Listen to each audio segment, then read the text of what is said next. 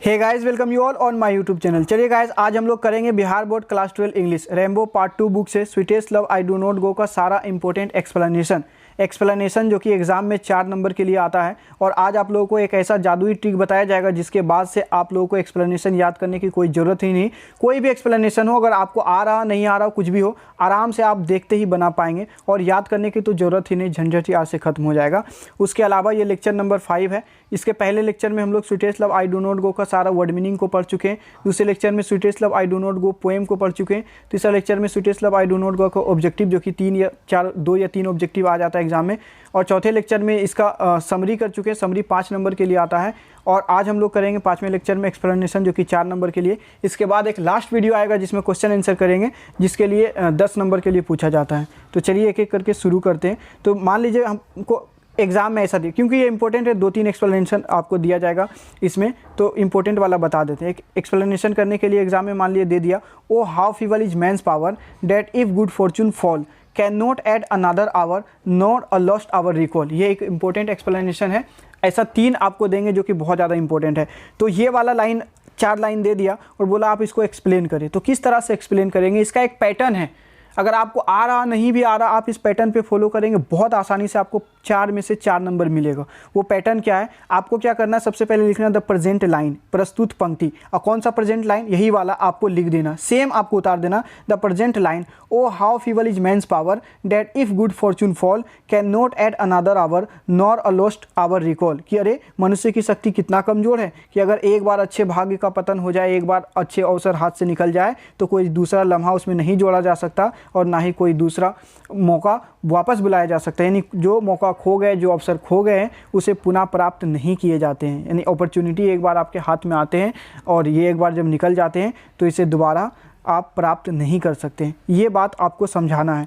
तो आप क्या करें, सबसे पहले द प्रेजेंट लाइन लिख के ये पूरा लाइन एक बार लिख ले, ठीक है। सेम हर बार आपको यही काम करना है। उसके बाद क्या करना है, उसके बाद आपको लिखना है कि हैज़ बीन टेकन फ्रॉम। ये जो प्रेजेंट लाइन है, ये चारों लाइन ये लिया गया है। कहाँ से लिया गया है, ये लिया गया है फ्रॉम द पोएम, कविता से लिया गया। और कविता कौन सा है, sweetest love I do not go. Sweetest love I do not गो वाली कविता से लिया गया है। विच हैज़ बीन कंपोज्ड, जिसे लिखा गया है by a great metaphysical poet, एक महान मेटाफिजिकल पोएट जिसका नाम है जॉन डोन। आपको हर बार यही काम करना है, सेम काम। कभी भी कोई भी एक्सप्लेनेशन आए, जैसे इसका राइटर जॉन डोन था और ये जो पोएम है ये sweetest love I do not go का है। इतना आपको पता होना चाहिए। इतना तो वीडियो अगर आप देखें तो पता ही होगा, ये sweetest love I do not go का है और इसका ऑथर जो है वो जॉन डोन है। इतना बात लिखें, इसमें कोई भी दिमाग लगाने का जरूरत नहीं, ये सेम पैटर्न उतार देना। उसके बाद भी यहाँ तक फिक्स है, थ्रू दीज लाइन, इन सभी लाइन के माध्यम से, इन सभी पंक्तियों के माध्यम से the point wants to show, कवि दिखलाना चाहता है। यहाँ तक फिक्स है, यहाँ तक में कोई दिमाग नहीं लगाना, सेम उतार देना है। क्या करना है, द प्रेजेंट लाइन लिख के जो भी लाइन आपको एक्सप्लेन करने दिया है उसको आप उतार दे। उसके बाद लिखे has been taken from the poem, और उस पोएम का नाम लिख दे जिस पोएम से लिया गया है। और विच हैज़ बीन कंपोज्ड, जिसको लिखा गया है ग्रेट मेटाफिजिकल पोएट, कवि जॉन डोन के द्वारा। जो भी वहाँ पे पोएट रहता है, यहाँ पे जॉन डोन एक मेटाफिजिकल पोएट है, तो यहाँ पे हम मेटाफिजिकल पोएट बोल रहे हैं।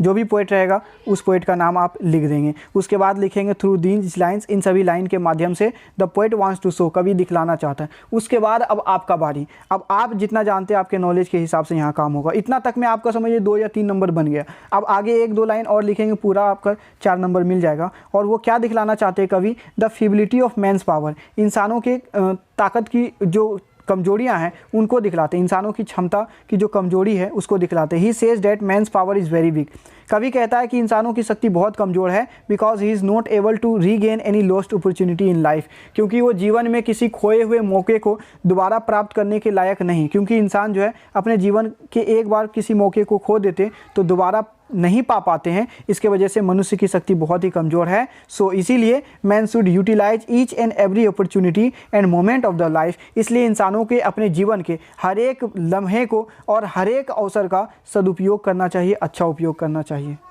अगर आप इस एग्जाम्पल से नहीं समझ रहे तो कोई बात नहीं, अगला एग्जाम्पल हम लोग ले लेते हैं। एक बार बस आप इसको सीख जाए, पूरा पोएम में जब भी, पूरा प्रोज में कहीं भी एक्सप्लेनेशन आएगा, आप चुटकी में इसका एक्सप्लेनेशन कर पाएंगे। जैसे मान लीजिए दूसरा क्वेश्चन हमको दे दिया है, वेन दाउ साइड्स, जब तू रोती है, दाउ साइड्स नोट वाइन, जब तू रोती है, कलपती है, आह भरती है तो तुम आह भरने में हवा नहीं लेती, बट साइड्स माई सॉल अवे, बल्कि मेरे आत्मा को मुझसे खींच लेती है। और when thou weepest unkindly kind, और जब तू किसी तरह से रोती है, my life's blood does decay, तो तेरे आंसू नहीं बहते हैं बल्कि मेरे जीवन का खून नष्ट हो जाता है। ये जॉन डॉन कह रहा है अपनी पत्नी, अपने प्रेमिका से। तो आपको ये एक्सप्लेन करने बोला है, तो क्या करेंगे आप, सेम लिखेंगे द प्रेजेंट लाइन्स, प्रस्तुत पंक्तियाँ, और जो भी पंक्ति यहाँ दिया गया है वो सारा का सारा आप उतार देंगे, आपका ऐसे ही 4-6 लाइन भर जाएगा। द प्रेजेंट लाइन, उसके बाद भी फिक्स है, क्या लिखना है आपको, has been taken from the poem, ये लिया गया पोएम से। किस पोएम से, sweetest love I do not go नाम के पोएम से लिखा गया है, विच हैज़ बीन कंपोज, जिसे लिखा गया किसके द्वारा, by a great metaphysical poet John Donne, एक महान मेटाफिजिकल कवि जॉन डॉन के द्वारा लिखा गया। इतना तो फिक्स है, उसके अलावा भी फिक्स है, थ्रू दीज लाइन, इन सभी पंक्ति के माध्यम से the point wants to show that, कवि दिखलाना चाहता है कि यहाँ तक फिक्स, आपको कुछ करना ही नहीं, सेम उतार देना है।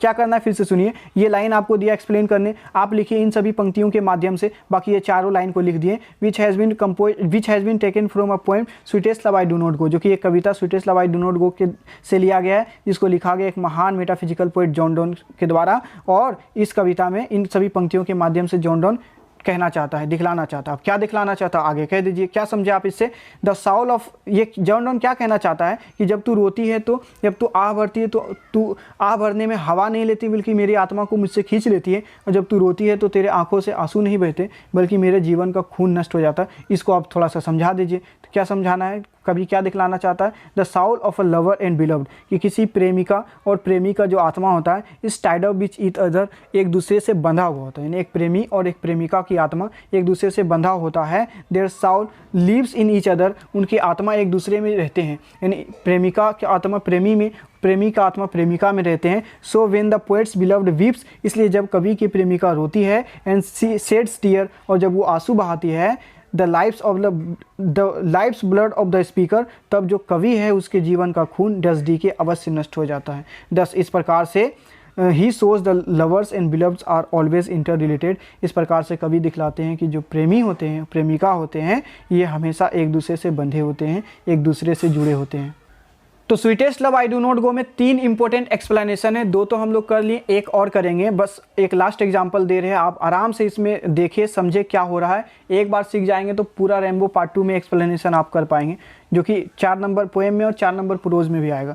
चलिए यहाँ देख लेते हैं अगला, तीसरा नंबर, वे लोग who one another keep alive, जो कि एक दूसरे को जिंदा रखते हैं, जिंदा रहने के लिए एक दूसरे के लिए जरूरी है, नेवर पार्टेड भी, कभी जुदा नहीं हो सकते। तो वे लोग जो एक दूसरे को जिंदा रखते हैं वे कभी जुदा नहीं हो सकते, इसको आप क्या समझते हैं एक्सप्लेन करना है। बस सेम आपको लिखना द प्रेजेंट लाइन, प्रस्तुत पंक्तियाँ, कौन सी, ये पूरा उतार दीजिए, कौन सा प्रस्तुत पंक्ति, वे लोग जो एक दूसरे को जिंदा रखते हैं कभी जुदा नहीं हो सकते, ये जो पंक्ति है, has been taken from the poem, इसे लिया गया किस पोएम से, sweetest love I do not go नाम के पोएम से, विच हैज़ बीन कंपोज, जिसको लिखा गया है बाय ग्रेट मेटाफिजिकल पोएट, एक महान मेटाफिजिकल पोएट जॉन डॉन के द्वारा। उसके बाद क्या करना, through these line the poet wants to show, इन सभी पंक्तियों के माध्यम से कवि दिखलाना चाहता है। उसके बाद आप जो भी समझे यहाँ पे बस थोड़ा सा लिख दें, the lovers and beloveds who satisfy each other, प्रेमिका और प्रेमी जो कि एक दूसरे को संतुष्ट करते हैं, फॉर द होल लाइफ, पूरे जीवन पर्यंत एक दूसरे को संतुष्ट करते हैं, and sacrifice for the welfare of each other, और एक दूसरे के कल्याण के लिए, एक दूसरे के भलाई के लिए वो क्या करते हैं, बलिदान दे देते हैं। They can never be separated even after death, वे मरने के बाद भी कभी भी जुदा नहीं हो सकते हैं। इसी तरह से आपको एक्सप्लेन करना है। And thanks for watching this video. If you have learn anything from this video then please like share and subscribe. और किसी भी प्रकार के नोट्स के लिए आप यहाँ पे व्हाट्सएप नंबर पे कांटेक्ट कर सकते हैं, क्योंकि बिहार बोर्ड का अगर आप तैयारी कर रहे हैं तो आपको नोट्स, जिस भी तरह का नोट्स चाहिए, हर एक तरह का नोट्स यहाँ पे प्रोवाइड कराए।